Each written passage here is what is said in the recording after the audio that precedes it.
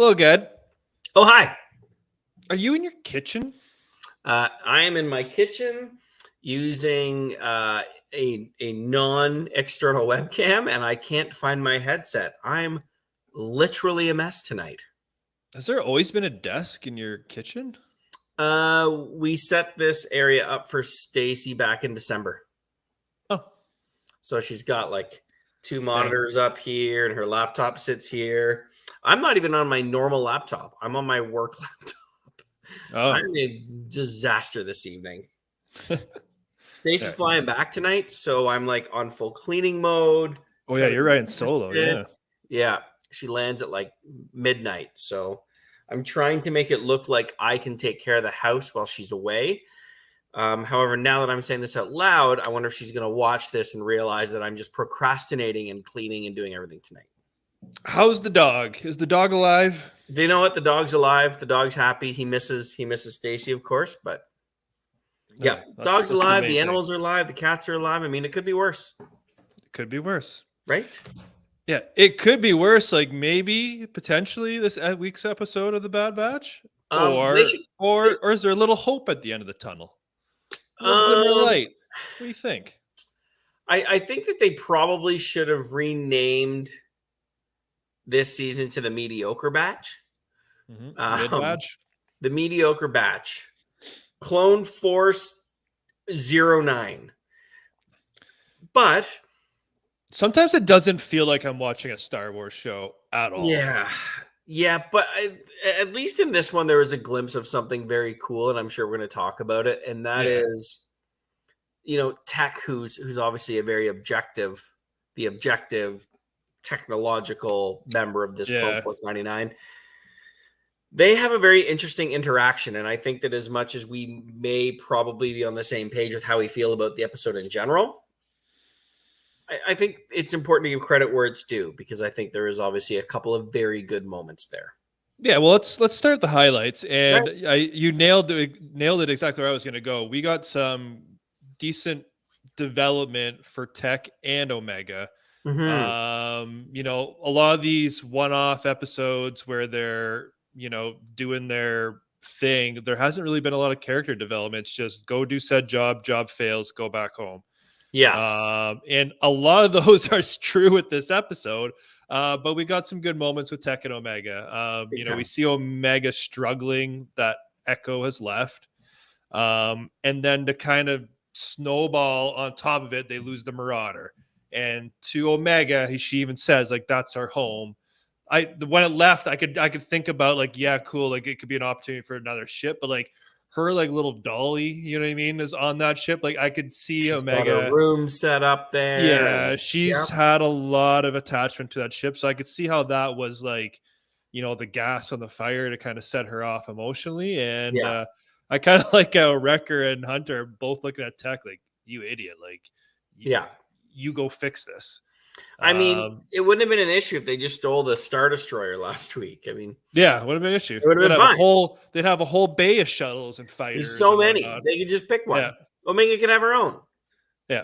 And I kind of like the part with Tech too. Like Tech, I don't want to like say like the condition or anything like that, but he like very much, reminds you of someone who really struggles, like, in social situations and saying the right thing and stuff like that. Like, yeah, and that's a real thing. Yeah, exactly. Yeah, he's he's not very good in that things, and you could see him struggling trying to talk to Omega, but he knows he has to do it because she is part of the family. And I think he, in his best way, he communicates to her very effectively, like what Echo like leaving meant to him. So yeah, and it was really good to see that moment at the end. And you brought up a really good point there. I forget sometimes that you can draw things out of this show in terms of society and how we live, and it's true. I mean, some people just don't do well in social situations, and especially after the last 3 years, a lot of people are struggling in social situations. And I thought that part was what was really well done. And about all good I have to say about that. Yeah. So some good character building. Like it was a little bit different episode. We got like some guitar strings, in the opening. I was like, oh, like what kind of episode are we about to get here? Mm-hmm. Expecting like a Western vibe, and then we kind of got more Goonies, maybe. Very Goonies. Yeah. Very Indiana Jones and Goonies. Without any payoff of treasure, though. Correct. But yeah, like it's again, Sid sends them on a stupid mission. They need to gas this whole Sid thing. They get what they're supposed to get, and sure enough, they friggin' blow it, lose it. In this case, they blew it up and lost it. And mind you, they did get some more at the end, so maybe it has some value, but I'm assuming they're going to have to trade it for a ship, is going to be my guess. So at the end of the day, they'll still come back from this mission with nothing. So again, like sure, have it a couple times, but like we're like, this was episode 9, and 7 of the 9 episodes have been fetch missions for Sid, where they don't fetch. And they're not very good. Yeah, and Sid treats him like shit. Like I've been saying it for a while. Like the whole Sid plot device just needs to go away. Yeah, fast. They need to gas it. They need to gas this. They need to link up with Rex, or Cody. Yeah. Call their own shots. What do they need Sid for? Like you guys are an elite clone force, right? But now they look like a joke. Like before Omega showed up, they nailed every mission. And this is, I don't think it's Omega's fault, but now you've got, like, every time they're on a mission, they blow it. They're supposed to be, like, the badass clone force. Like, they're the guys that get it done because they're these enhanced clones. And they haven't successfully completed shit in 7 episodes. They're just a bunch of bumbling. Just a bunch of donkeys with better aim. One guy's strong, one guy's got good aim, and one guy knows all the right things to say. They still can't complete a mission. They won't die, but man, will they blow everything else. Like they're kind of like, I almost feel like Clone Force 99 as a squad is losing credibility right now. Yeah, they're off their game, especially how you like. But then again, I don't know. Like they were elite at killing droids. Like, are they just shitty at every other aspect of life? They were elite in general. Yeah. But yeah, so the one I mentioned at the beginning, was there maybe a glimmer of hope? And what I think maybe the potential glimmer is, this is setting up a multiple episode arc. I was actually surprised it was going to end without the story concluding. So maybe this setup is going to roll into some more interesting stuff on this planet, or with the thief who took their ship. I don't know. It's just nice to see an arc. Yeah. Like, that's what I mean. If they're building out a longer story, they must feel there's some extra significance to this. Yeah. So I'll give them the benefit of the doubt and, not try to be too critical, but it was definitely more of just the same stuff that we haven't quite fully enjoyed this episode. And there's not, I don't know, like they even they're mining a new material, but like it's basically knockoff coaxium. They called it ipsium.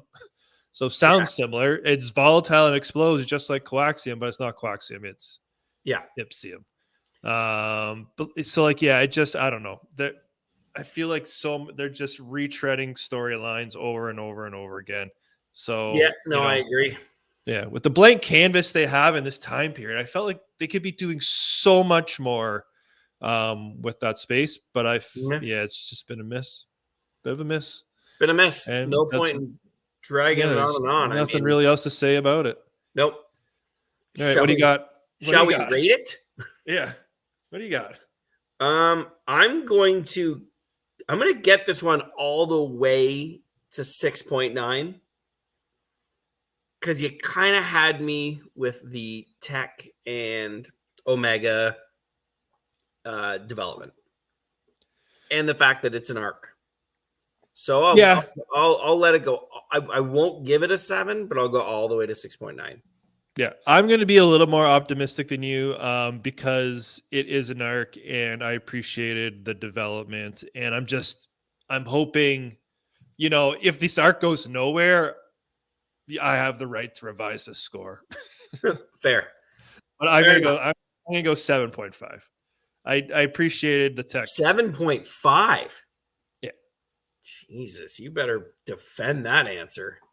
Well, we'll see what happens. Like I said, I could deserve to shit on it a lot more if this arc goes nowhere. But I got a feeling after the Palpatine stuff, and then to roll into this and have it be a multi episode arc, I got to feel optimistic they got something cooking.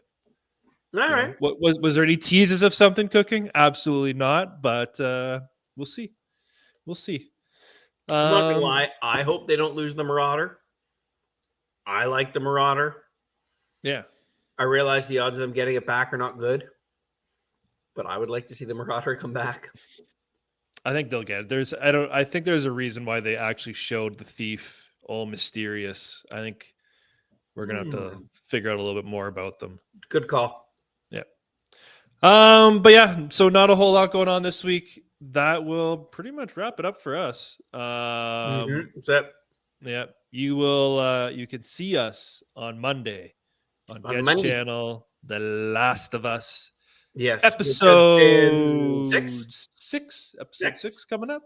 Which has been the exact opposite experience to this season of The Bad Batch. Yeah. Yeah. The Last of Us has been so good. Sometimes I'm almost like fatigued to how good it is. And it's like, is it really a 9.5 or should it be lower? Yeah, it was really good last episode was fantastic. Yeah, the opposite really was. And the good news is also 2 weeks away is the debut of The Mandalorian season 3. And I think we'll be getting our money's worth with that one. Are we going to review those? No, not at all. Okay, fair. Well, I mean, it was fun. Absolutely. It'll be interesting because I think the Mando and the Bad Batch are going to overlap. I think we could have a couple weeks where we're streaming 3 times a week. Now that I think about it, like if their new releases are Wednesday, are they really going to drop a Bad Batch and a Mando both on Wednesday? I don't know. Double episodes? Well, maybe we'll be doing double review streams. Oh well. Oh goodness. Yep. So that'll wrap it up for us. Talk to you guys again on Monday and next Wednesday. Peace out, everyone. But hold on. If we missed something, like if somebody watches this is like, oh, there's like 14 Easter eggs. Can you please? You're welcome to call us dumbasses and write them in the comments. Like, we're looking at this episode with a couple small glimmers of hope and absolute pure mediocrity. So, not to cut you off there, Tyler, but if anyone watches this and they saw something we didn't, please tell us in the comments. This episode was as barren as the desert wasteland that it took place in. Yeah. All right. All right. Peace out. Cheers.